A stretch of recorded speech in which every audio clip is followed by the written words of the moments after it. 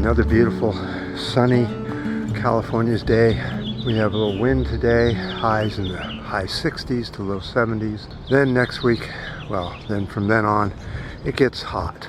Well, not real hot, but 70s and low 80s. So winter really didn't show up much here this year in California. Well, let's start out by telling it like it is.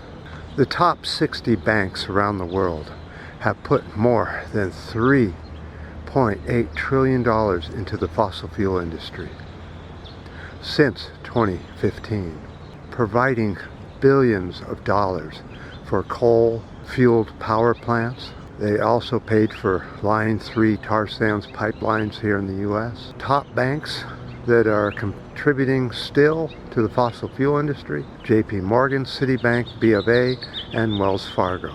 All these banks are supporting the fossil fuel industry because money is all that counts. So in 2020, the world's 60 largest banks increased their loans to 100 plus companies responsible for the fuel expansion. Let's look at this chart here that shows the world's 12 worst banks. In 2020, in England and Scotland, driving cars dropped by 20% and walking and bicycling went up. New car sales were down by 35%. See, these are the numbers that we need. These are the real positive numbers. That's why you shouldn't give up so fast, because we are seeing some good news. Speaking of good news, how's this one? Texas LNG terminal is canceled. This terminal of LNG, liquid natural gas, in other words, they take a batch of natural gas, they turn it to liquid, which throws away half of the gas into the atmosphere. Then they ship it somewhere, and to convert it back to gas destroys a half of what's left. So they only end up with about a quarter of the original, and they threw all the rest into the atmosphere. This terminal would have exported 6.5 million tons of liquefied natural gas per year.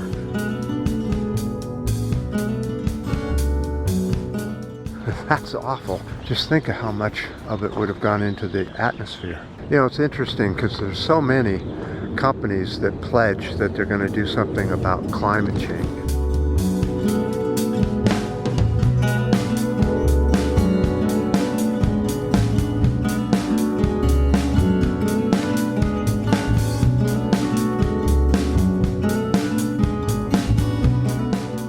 So they've been pledging net zero by 2050, but none of the big corporations have even begun to do anything about pollution. If anything, they've all gone up more. Pledges are so easy.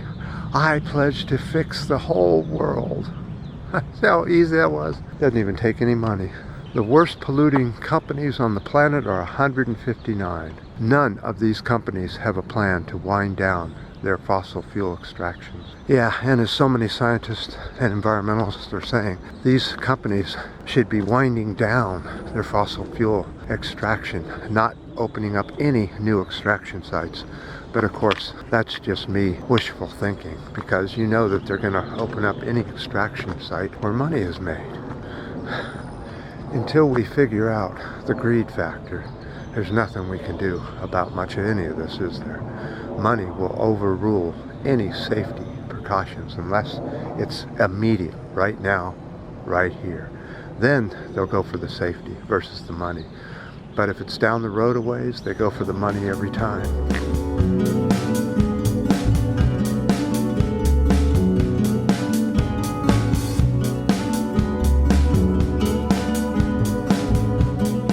Here's a suggestion for Joe Biden.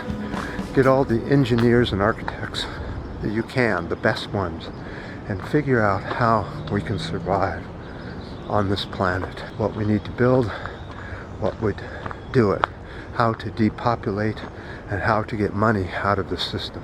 You know, that wouldn't even take that much money either to figure that out. And then they could write it all down, and then we would have a textbook, step by step, how to save humans from themselves. That's almost laughable, isn't it?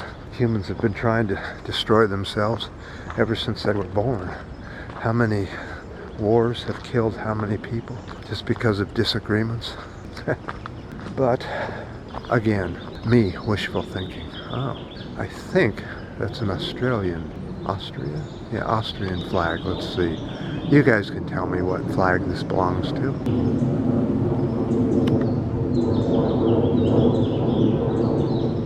Well, I guess I'll head back. You guys can leave your comments, ups and downs, and new subscribers. And until next time.